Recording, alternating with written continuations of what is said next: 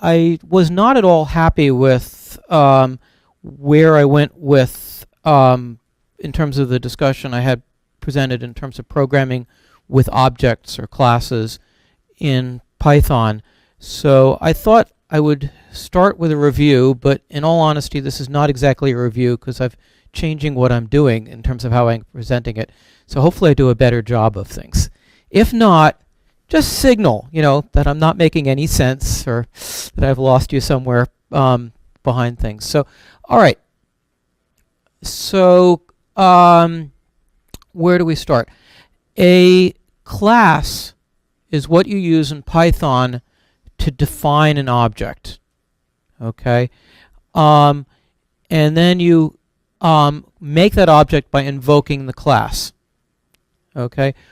When you define a class, you're defining both functions. You're defining both programs, functions, or in object-oriented programming naming, you call that actually a method, but I think since we're used to more, at least people who haven't been brought up in object-oriented programming may be more comfortable thinking about it just as a subroutine or a function. Okay? So when you stick, so here is a very simple class. It doesn't contain anything. So I've defined class. I give it the class a name. And then when I want to use it, I just simply declare it, and that creates this completely useless object. It doesn't contain any methods, at least not any that we've put in it, and it doesn't contain any variables either. Here we're defining a class, and we're sticking in one method, one function or subroutine, which gets no arguments and does exactly nothing. And when we do this, the first argument is always some variable. Conventionally, that variable is called self, and that will receive the name of the object. Okay? When you actually create the object, as we do here, now we create the function and any variables as children of what we've created. So if we did this again, we would have exobj1.method1. That would be a child of the object we've created. And when this thing is run, if we call it as exobject1.method1, the variable self will point to this object. And if you think about it, it makes sense why you have to do that, because when we call this thing, we can have multiple copies of this object, and they're all going to be different. We have to have some way to figure out which object we're working with. Okay. Now, most classes will contain an init function, as I've defined here. And this init function here, I've given it a second argument. That one is something that I've got to pass to it.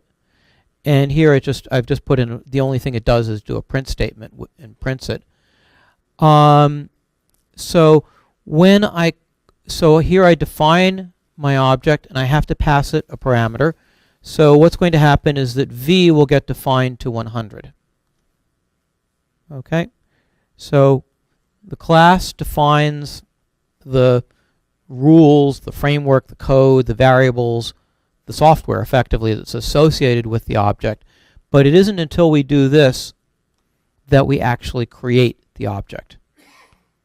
And we can do it over and over again and create multiple instances of the object. Okay. We can stick both variables and functions, subroutines, whatever you want to call them, into a class. So here we have a more sophisticated class. It consists of our first routine, which is the __init___ routine. We'll come back to what that does in a moment. We have a second method called reset. It's just a name I chose. And a third method or function called show. And init and reset are going to take one argument because self is always defined, and show gets no arguments. All right. So how do we stick a variable into this? Well, it turns out there's more than one way, but I would urge you to always do things this way. When you want to define a variable in the object, define it as self dot something. Makes it clear to you it's a child. So v here and v here are both transitory variables, just like self is here. It's only defined while we're in that function. But self dot is defining a variable that will be part of the object, and it's going to stick around as long as the object sticks around. Okay, if we delete the object, then or we no longer have a reference to the object, it will go away. So here we have created EX object 1 by declaring it. So what's going to happen? Well, we're going to call this. V will get set to 100, and self.var, which translates to EX object 1.var, gets set to 100. And now we're going to do the same thing again with EX object 2, except now this V value and self.var will be 2. So I have two copies of the object, but they contain different constants for self.var. I can change the value of self.var two different ways.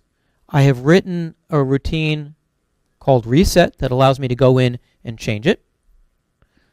But I also can access the variable directly if I want to. So this changes it to 999, and then this changes that same variable to -1. Okay, and it didn't touch exobject2.var at all. That stayed as 2 because we haven't done anything with that object since we created it. Now, there are different thoughts, and if you're if you're an object-oriented programming guru, you would say never do this. If you want to get to variables, always do it through a routine. Read them through a routine. I'm a scientist. I'm not a purist. I'll do whatever I can to get the things done quickly. And if there are good reasons for why you may want to do this, but in a pinch, I'm not. I have no objections to going in and particularly reading from a variable in a class. I'm a little bit more reticent to change variables in classes. Okay.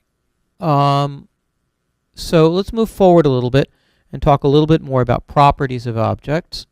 Okay, the first thing I think you just saw is that we have associated both the data we're going to work with and the variables we need.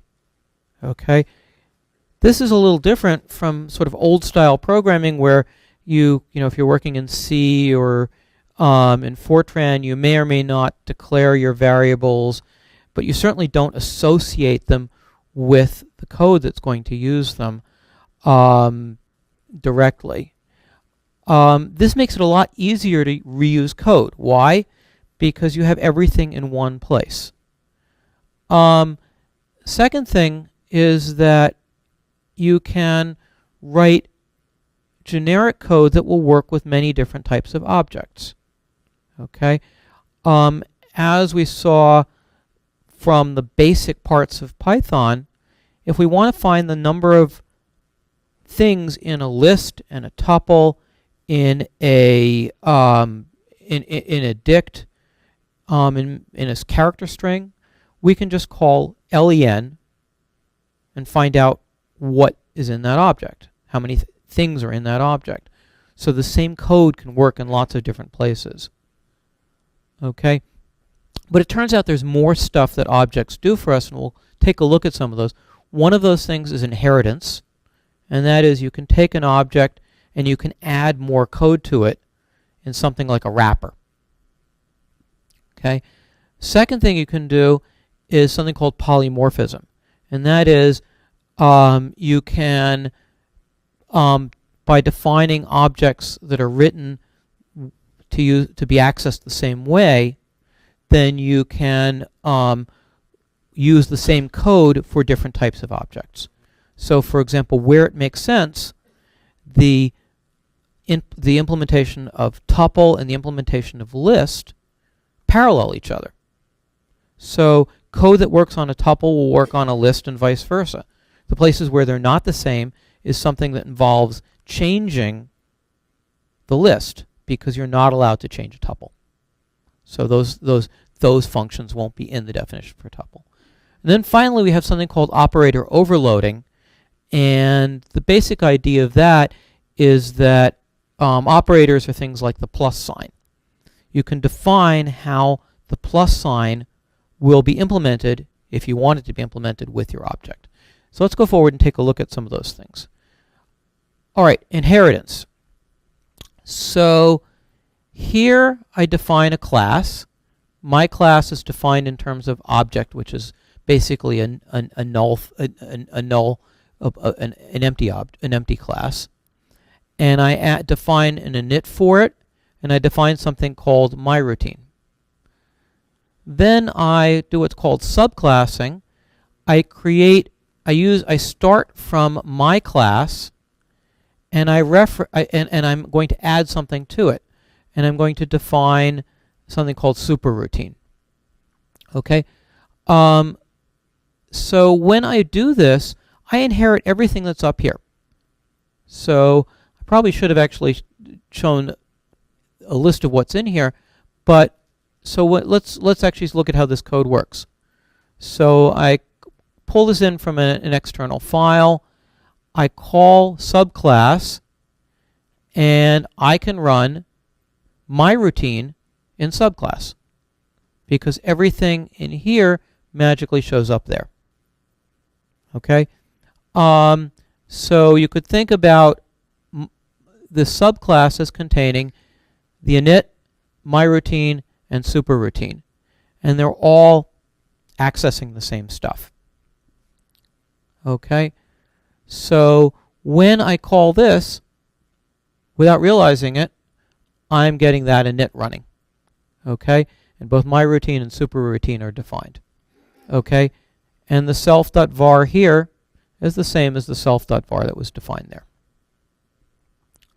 Okay, and you might ask, well, what about if I want to change one of these routines? Well, I can define a new version of any of these routines, and if I need to, I can call the old one as well. So it's not uncommon when you define a class, a subclass based on a parent, that you'll put in a new underscore underscore init underscore underscore, and it will call the init in the parent as well as doing other stuff. Okay, so I'm sure I will show you at some point. I'm not sure. I definitely have some of that coming up in a little bit when we get to WX Python. So if I don't do it today, it'll definitely come up tomorrow. Okay, so well, actually, here we go. Okay, so here's an example where I have overwritten the init. So I have init defined here, but then I'm going to call the parent init right there. Okay. So I have to pass it the name of the object, and I have to pass it the name of the and the any parameters that it needs.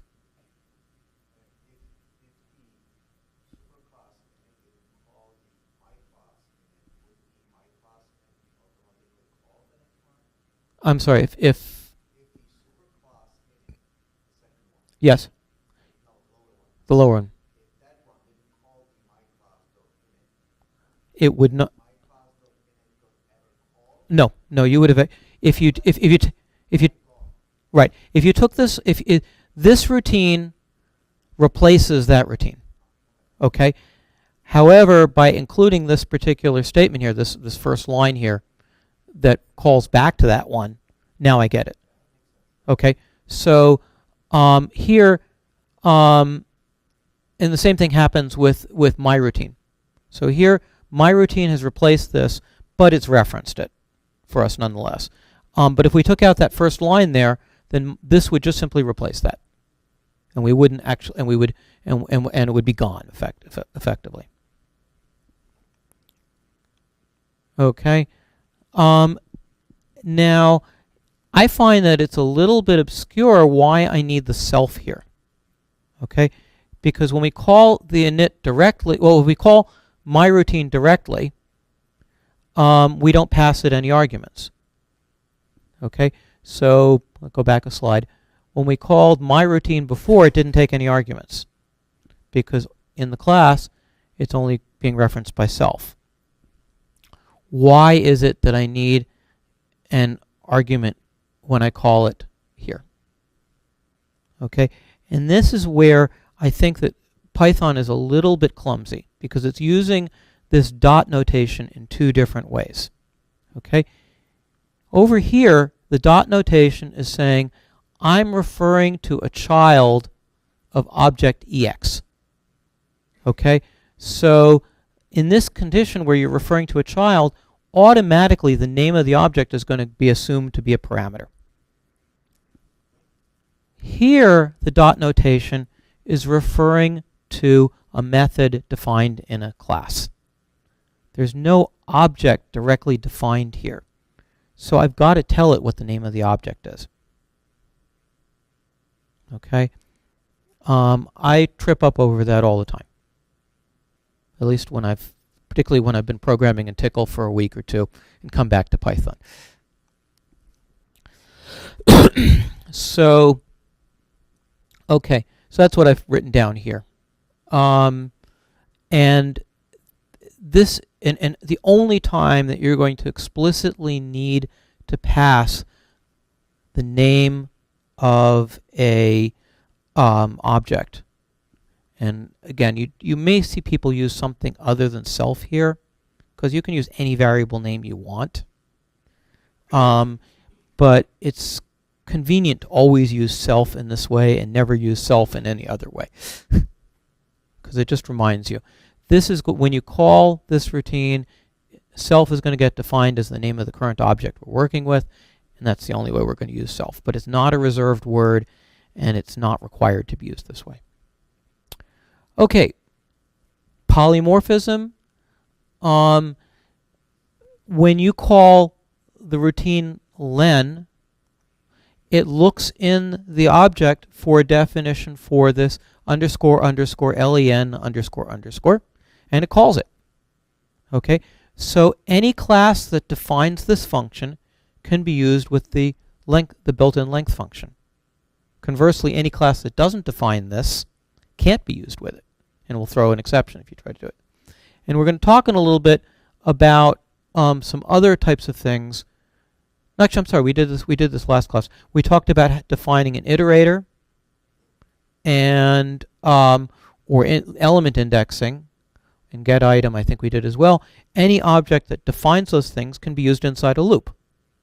So we have, by defining common structures into our object, common hooks into our object, we can use existing code without having to rewrite it for our new object. So that makes it very convenient. You can make something and just drop it into existing code because it implements the stuff you need. Okay. Finally, operator overloading. Most obvious example of that will be when you use plus with an object.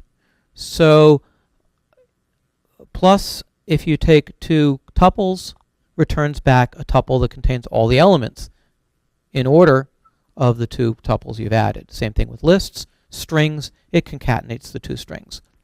If you want to do something similar with your object, you define underscore underscore add underscore underscore, and you have to accept with that the name of the second object. Where's the first object going to come from? Well, that'll be self. That'll be the name of the object itself. So I declare two instances of this class, EX1, EX2. EX1 is, if I just look at the name, is a pointer of this variety, and EX2 is the pointer to the same object type, but in a different location. And when I say EX1 plus EX2, it's going to run this routine, and it prints out adding, and then it shows me the two objects that it's going to try to add, however I define add to be. In this case, all add does is print out the locations of the two things. But then I would have to do whatever it is that I want plus to do on these two types of objects. Now, one thing you may want to think about is that if you try to add a string and a tuple, you'll get back an error because Python doesn't want you to do that, because what the hell are you doing? What does it mean? Okay, so this code probably should look at the type for var1 and make sure it makes sense.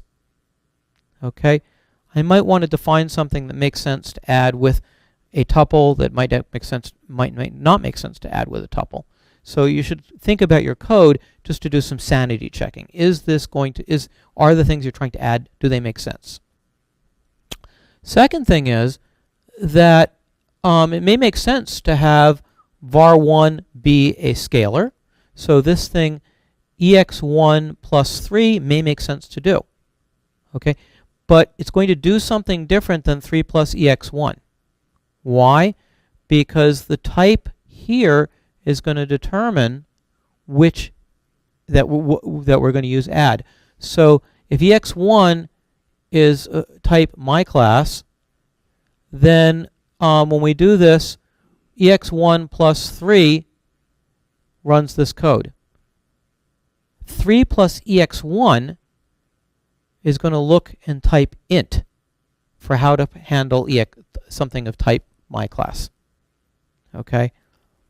There is a plus defined for ints, but it's going to immediately barf on us because it's going to say, hey, you've passed me a type of object that I don't know how to deal with.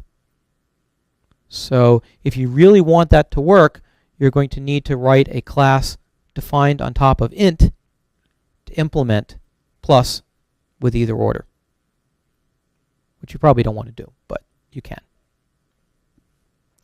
Okay. All right. To be honest, these are things. This operator overloading is probably not something that you'll ever need. But if you ever get into the position that you want to do something like this, you should know that it's there, and you can go off in search of learning how to do it. Okay. On the other hand, polymorphism, where you define iterators, if you get into serious Python coding, you probably will use this, because it's just so convenient. Inheritance, again, that's, you will be using it because you will be writing, particularly if you're doing, when we're using WX, you will be writing classes that inherit from other classes. Whether you start writing classes on top of your own, that's another story. I don't know if you may or may not want to do that. I've very rarely done it, if at all. I think I've done it once in a while, but not very often. Okay, so we've talked about get item, length, iter, and add. There are many other special methods or functions you can put into your classes. Okay, so set item emulates storing something into an object by key or by index. You don't have to have it, but it can sometimes make sense. The repr underscore is a representation for that object. It shows the object to you in some sort of ASCII way so that you can look at it. You may or may not want to do that. You might write some kind of dump routine in there that shows you everything you'd ever want to know about that object. You might not, but it's often useful. The underscore str double underscore is called to print an object. So if you define both of these, you sort of put debug information in this and pretty printing type stuff here. But if you define this and you don't define the underscore str double underscore, then this will get called for you automatically. So if you're only going to define one, define the dump thing. And underscore call is if you want your object to to work as a function.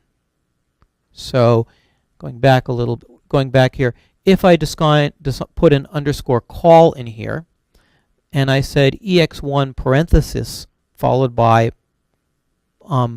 maybe some arguments, maybe not, depending on how I define call, then I define a function that's embedded into my my class that I can call directly. Otherwise, if I wanted to say, I could make it a child, and I could define excuse me, I could define some method with some other name, and then I would call it instead by ex1 dot followed by the name. But if I want to be able to call it with no child name after it, I can use this underscore call. That's not all. There are other special functions that you can find associated with objects, and here's a reference for where to look for that stuff in the documentation. Again, not stuff that everybody will use all the time, but it's there, and as you start using objects more, you may find more and more use for these things. Yeah, sure.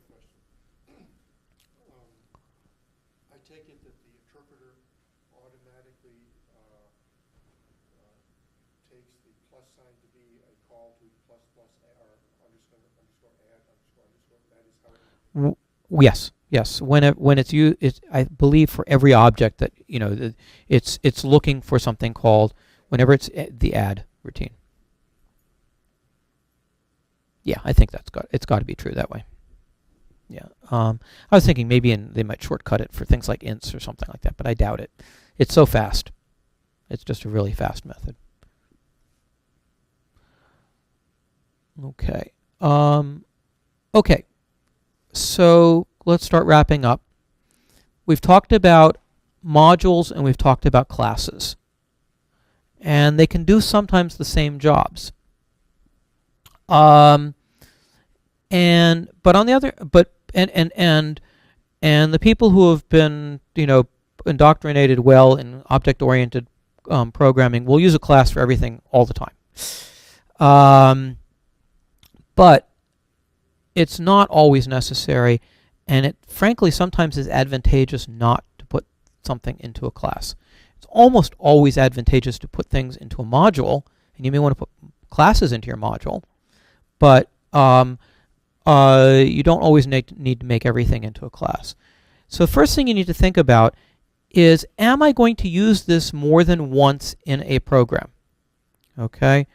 If I'm going to have, let's say I'm writing, going forward, a program that uses windows. If I want the program to have more than one window, then windows probably should be objects. But if I'm absolutely certain that my program will only ever have one window, then I don't necessarily need to make that an object, because I'm not going to have more than one instance of it. And there's some real advantages to using a module, something that's in a module. Why?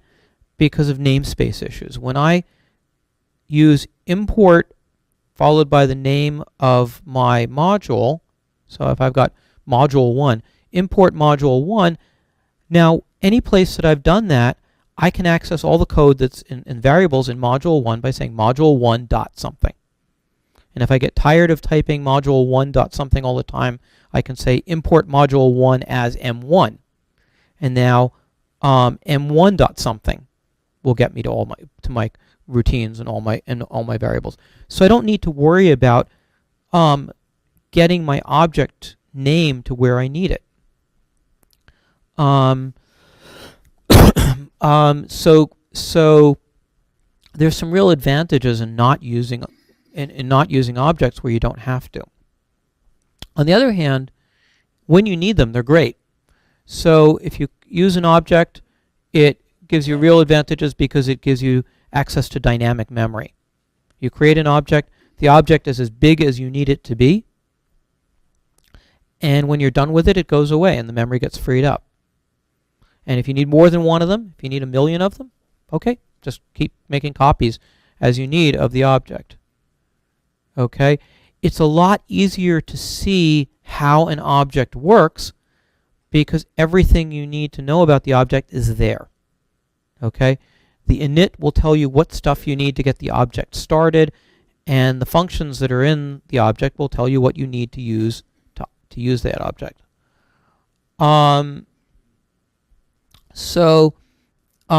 And classes allow us to do things sometimes very efficiently. Okay, if I wanted to, remember that square root list function or class that I defined before, it only calculated the square root of the numbers that I actually needed the square root for. But it looked like it calculated perhaps 1,000,000 square roots for us, but if we only needed the first 10, that's all we actually calculated. If I wanted to try to implement the same thing without a class, I probably would have had to calculate all the values I'm likely to need and then just index the ones that I want. So you can do some very sophisticated programming when you use classes because of all these hooks that Python puts in there for us. But either way, when you're writing code, think about, what am I doing? How does this relate to other parts of my code? And take stuff that makes sense to use together and put it in one file. That's your module. And if you do that, you will end up saying, gee, I wrote some plotting for something else that was really similar to that. What I need now, I can just go import that file and use it. Okay, and that's code reuse. And that's the one thing that we really want to do. We don't want to have to spend a lot of time engineering software libraries for our own use. We want to just simply reuse what we did before. And as long as you collect your code into easy to use chunks, make those chunks files, then you have effectively creating your own software library as you go. Okay, so let me give you a little bit of homework. Now, I consider this a very dangerous bit of homework from my perspective, because the last thing I want is people really looking very closely at my own code and asking embarrassing questions about it, but I'm doing this anyway. Okay, previously, when I was introducing matplotlib, I gave you a short module called plotnotebook.py to use, and here's a web reference where you can find it. And when I wrote it, I originally put everything into classes. There was no code that was not in a class. And then I looked at it and decided that I didn't like the way that it worked. It was more complicated to use than it needed to be. So I actually, this was the first time I've ever done this, taken code out of a class. And so I want you to take a look at this code. I don't know if it's more than, it's in two parts. The first part of this is, and by the way, anybody who goes to the Python Interest Group website, you'll find a reference to this, so you don't have to make sure you get all those digits written down. So if you can find the Python Interest Group website, which anybody in Claude's group can help you with, yes? I might be able to find it, I might not. I can tell you next week what I was doing that I took out of the class, but we were talking actually about that. So it's got the first, I don't know, maybe 50 lines, 70 lines at most of this routine, define code, and then there's a statement which allows you to just run it directly.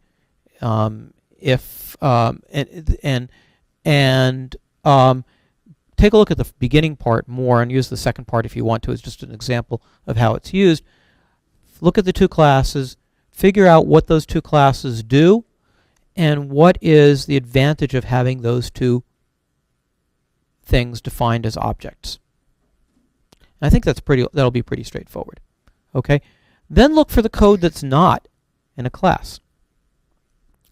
And look at when does that code get run. And what are the advantages of not having that code in an object? Okay, so we'll talk about this. I'm not sure if we'll talk about it tomorrow. We'll talk about it a week from today. but we'll get to that.